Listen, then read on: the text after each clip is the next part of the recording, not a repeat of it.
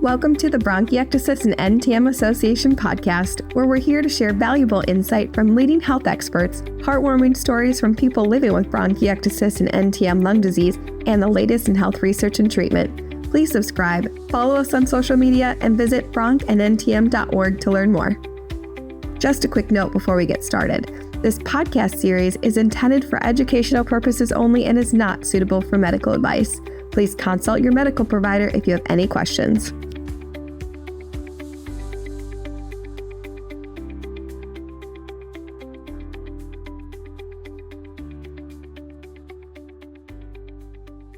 Did you know that more than 2 to 3 million people living in the US are using supplemental oxygen to manage their chronic conditions?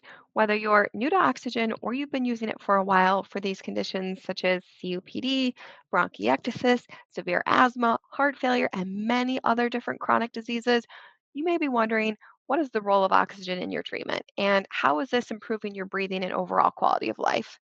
For individuals with bronchiectasis, especially when the disease progresses and causes low oxygen levels, oxygen therapy can become an important part of managing symptoms and maintaining daily activities.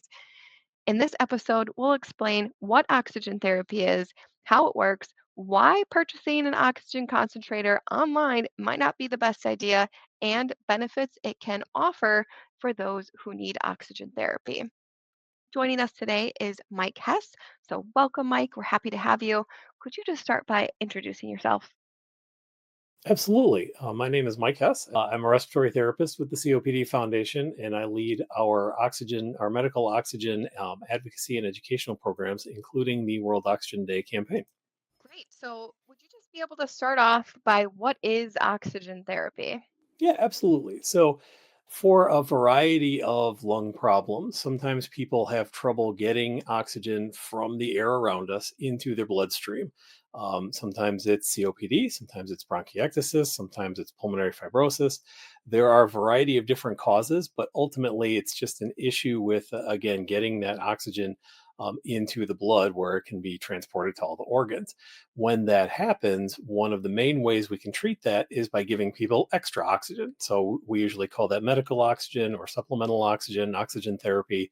But ultimately, it's just giving people some extra oxygen so that they can continue to get what they need to survive. So, now for those wondering if they might be a candidate for oxygen therapy, how can a patient recognize if they might need it or if maybe their current levels need to be adjusted? Well, I'll walk through the whole process. Usually, what will happen is somebody feels that they're short of breath or they just can't keep up with people of their same age group, things like that, and they'd want to go talk to their clinical team about to describe those symptoms. There are a lot of things that can cause shortness of breath, and so one of the best ways to go about finding out if you need supplemental oxygen, is to have your oxygen saturation checked. That is basically where they'll put a probe on your finger that can actually look at some of the oxygen levels in your blood while you're at rest and while you're moving around, and see if it drops enough so that you may benefit from some supplemental oxygen. So monitoring oxygen levels at home for patients might who might not be on any oxygen but might be feeling short of breath. Would you recommend that they do that at home monitoring? It's not a bad idea to check from time to time. With a lot of these lung conditions, symptoms can go up and down. They often do progress over time. So maybe somebody is short of breath for one reason at one point in time, and then a couple of years later, they actually do need some supplemental oxygen. One of the important points to remember is you can't really tell if your oxygen levels are low just by being short of breath. So really, you need to have that number to figure out whether you can benefit from supplemental oxygen. That said, it's important to get a decent quality oximeter in order to make sure that you're getting accurate information. A lot of the very inexpensive ones that you can get online or from a local pharmacy, say, they just are relatively low quality, and they may not be accurate when you're moving or you're doing some of the other. There are a lot of confounding factors that can kind of mess with your reading a little bit. So important to get good quality information, and for that, you're going to need a good quality device. Could you give us a recommendation on where we could find one? Maybe going to like a durable medical equipment company and, do we need a prescription for it? If a person does get a prescription for it, is it more likely to be covered? These devices generally, unfortunately, are not covered by insurance, and there are two different levels available. There are professional grade ones that are actually medical equipment certified by the Food and Drug Administration that you do need a prescription for. Then there are other ones that are more considered a lifestyle device. Those you don't need a prescription, but if you get it from a reputable name brand, they usually use the same underlying technology. Unfortunately, one of the best ways to tell the quality of a device is to see how expensive it is. The good quality devices are going to be over $100, sometimes even over $200. But unfortunately, this is, well, for better or for worse, I should say, this is one of those things where you kind of get what you pay for. When in doubt, certainly a good idea to ask a durable medical equipment provider. A lot of prescribers will have a good idea of what's a good brand name because it may be the same one they use in their clinic. But yeah, it's like I said, you kind of get what you pay for. Yeah, so even taking that pulse ox that you do purchase, say that you maybe purchase one in the middle of the road, not too expensive but not too cheap, and you're not really sure if it's matching up, taking it to your doctor's appointment and seeing how it links up with theirs. Would you recommend that? That is a pretty good idea. And again, you just want to make sure that you're accounting for different things. Like a lot of the machines will have some trouble reading while people are moving. Some of them have difficulty with different complexions and skin tones.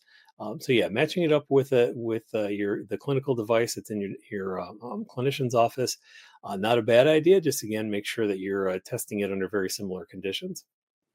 I never knew that there were so many different varieties of pulse oximeters. Yeah, and nowadays, even a lot of the smartwatches and those kinds of devices will also give you some kind of reading.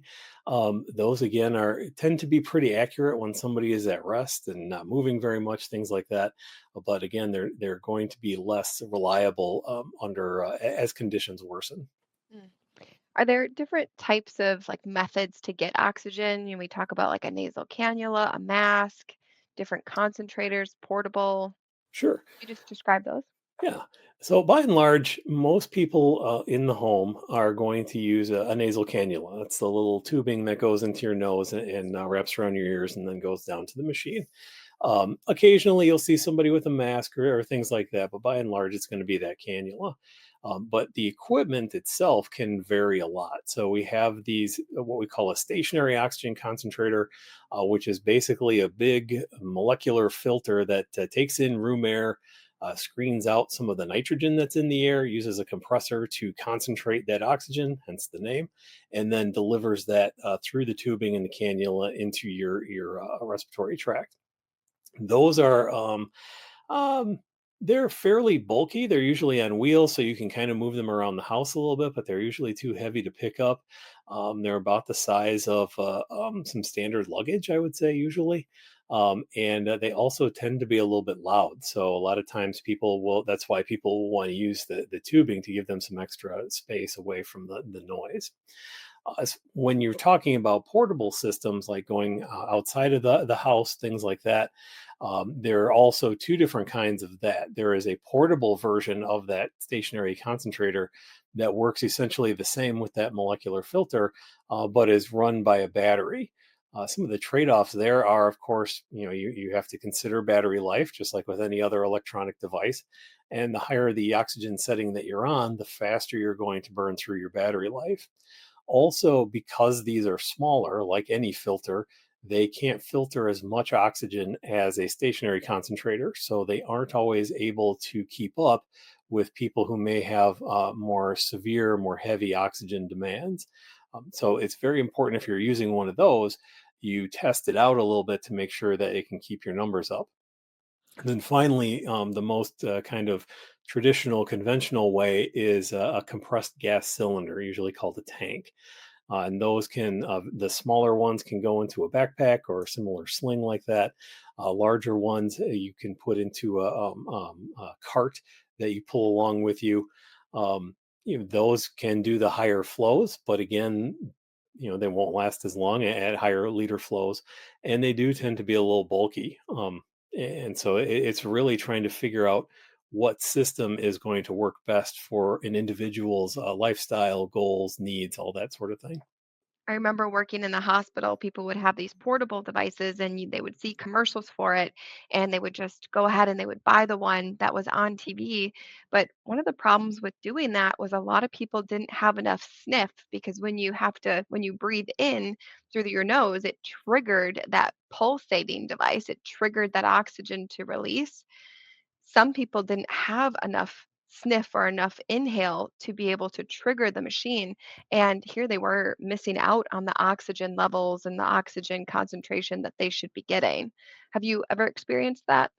Oh, absolutely. And you raise a very good point where, with some of these portable devices and even some of the regulators that go on the portable tanks, they do have that what we call a pulse dose delivery. And you do have to be able to trigger that. And, as you said, some people aren't able to do that. Unfortunately, we see that the idea of testing somebody for their optimal equipment is more of a perfect world situation these days. Mhm. Over the last several decades now, the Centers for Medicare and Medicaid Services have progressively cut the amount of money that suppliers get to reimburse their oxygen supply costs, and it's made it really difficult for a lot of these durable medical equipment companies to really provide that level of customer service. There was a study that came out a little bit before the pandemic in 2018, 2019, from the American Thoracic Society that told us that somewhere around 80% of people actually are just taught how to use their equipment by a delivery driver, not a clinician or anything like that. And, I love my delivery drivers. I love all whenever I probably get too many deliveries, but it's not necessarily somebody I want to teach me how to set up my life sustaining equipment. It's not really fair to me. It's not really fair to them. And it's not really optimal for anybody. So that's why we at the COPD Foundation are joining with about 3 dozen other lung health advocacy organizations to get some legislation passed called the Supplemental Oxygen Access Reform Act, which will give people a little bit more options with their equipment and also provide for a respiratory therapist to actually teach them how to use their equipment properly and make sure that the equipment they have is appropriate for their case. That's great. And now, for those people who are listening, is there any way that they can get involved in that? Absolutely. They can go to our Advocacy Action Center on our website, copdfoundation.org, and get some more information there. They can always contact their representative or their two senators and ask them to support the SOAR Act. It has been introduced in both chambers of Congress, and it does have bipartisan support. So there are some people who have co signed onto it. And in those cases, people would want to thank those members of Congress. But the more people we can get to co-sign, the more likely we can get it across the finish line and actually really make a positive impact for the medical oxygen community. That's exciting, and it's especially exciting to know that people can get involved too, even though they're maybe not at different organizations, but they use oxygen, they can share their stories, they can talk to their senator and all of that. So that's exciting stuff. Um, Absolutely. Patient stories are absolutely essential to getting legislation like this passed. so if you have oxygen at home and you are kind of wondering, is there any specific thing that you need to do to stay safe with it? So what are some safety measures that a person could take when using oxygen at home? Sure. Generally, the biggest risk is fire. So obviously, we want people to not smoke around oxygen, and that includes any guests or things like that. Oxygen is an accelerant, so it makes fire burn hotter and faster. So perhaps if there's a spark or something like that, and it catches, it may be near your tubing or things like that. That will it can cause a very quick flash fire, and that can cause burns to your face and neck. It can also get back down through the tubing into your oxygen equipment, like your concentrator or your tank, and cause a very severe fire hazard. There's usually, unfortunately, about once a week in the news somewhere around the country, somebody who has been injured or even killed by some by a oxygen medical oxygen related fire. So very important to avoid any kind of open flame, not just smoking, but candles, gas stoves, that sort of thing. Another risk is falls, trips and falls. Usually, if somebody has a stationary concentrator in their house, they may have 50, 100, 150 feet of tubing that they're is following around behind them. Very important to be careful where you're stepping and avoid any of those trip and fall hazards. So, talking about, patients and talking about, people using oxygen. So, do you have any like inspiring stories from oxygen therapy and how it changed their life? Yeah, there are a lot of stories out there, and again, across a lot of these disease states for where people who have been kind of home alone on the couch or things like that, and they get this equipment, they're able to move more. One of the more inspiring stories I know is actually somebody who has pulmonary hypertension, was diagnosed at a relatively young age when still had like middle school age kids, and was able to get back on a bicycle and bike with their kids for a while, and even one time went out kayaking, relatively close to the shore, of course, but was able to take some tanks with them and just really be out and enjoy nature. Whereas, without that kind of therapy, they would just be missing out on a lot of their kids' lives. And so we hear stories about that with kids and grandkids and, traveling a lot of different places. There's a gentleman out of Australia named Russell Winwood who calls himself the COPD athlete, who has actually done well, he had done all of the world major marathons, and then as soon as he finished his last one, they added another one. So now he's in training for that.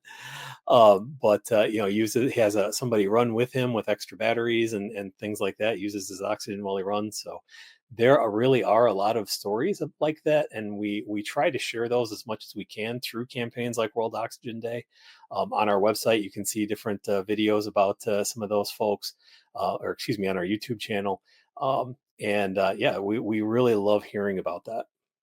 Yeah, I think when people think about using oxygen and the cord that comes along with it, they get very discouraged and almost think of it as like a sentence to sit on the couch. But hearing these inspiring stories, it's just really something to hear that you don't need to do that. And even though that this tool is something for you, it's something to help you be able to live a happier, healthier life. Absolutely. That's really why we do this. That's why we as a medical community do this, because we want people to get out there and be active. That's really the best thing you can do for pretty much any lung condition you might have, is to try and be as active as possible. And supplemental oxygen is certainly a way to keep that going. So, are there any maybe misconceptions out there or any common myths about oxygen therapy that you might want to debunk? Well, certainly a big one is that the one we just talked about, where people figure that well, if I'm sick enough to be on this extra oxygen, then I really shouldn't be doing anything, or that sort of thing. That's probably number one. Number two that we hear a lot is people that are concerned that they're going to get quote unquote addicted to oxygen, Mm. and so they want to try and wean themselves off as quickly as possible. And our chief medical officer, Dr. Menino, often says, I'm addicted to oxygen. All of us use oxygen all the time. Our atmosphere is 21% oxygen, and every single one of us needs that to fuel our cells and keep everything going. And so you're not really going to get addicted to it more than you already are. You may need it, and that's okay. But this is not a drug in that sense where you're never going to. It's a where addiction is like a bad thing.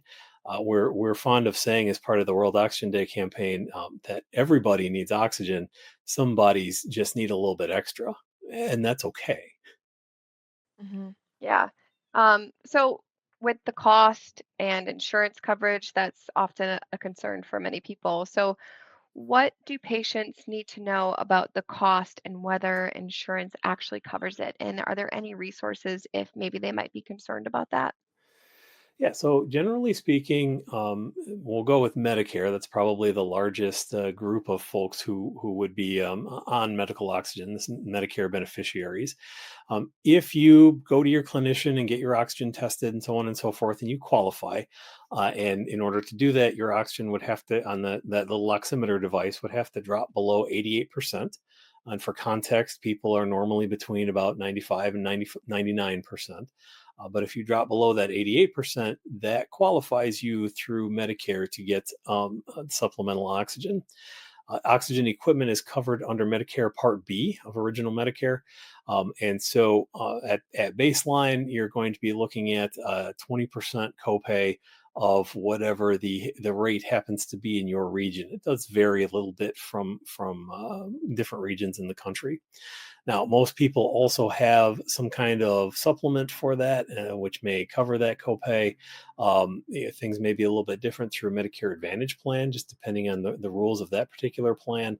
And then there are always resources available to usually through senior services in your particular area or a similar type of organization that can help offset some of those things. When we're talking about some of the portable equipment, particularly portable concentrators, those are available out of pocket at times. So you may be interested in purchasing one of those if your particular supplier isn't able or isn't capable of providing that to you. So there are some cash options for that, but usually it is a rental period. We talked a little bit about where we're at World Oxygen Day, but where can people find you or find resources in the organization for support? Yeah, so a great place to start is it's a special address we've set up for World Oxygen Day, worldoxygenday.org, worldoxygenday.org, where that kind of gives some ideas about the campaign and then gets you onto our COPD Foundation website, where you can look through the menus at various oxygen therapy resources.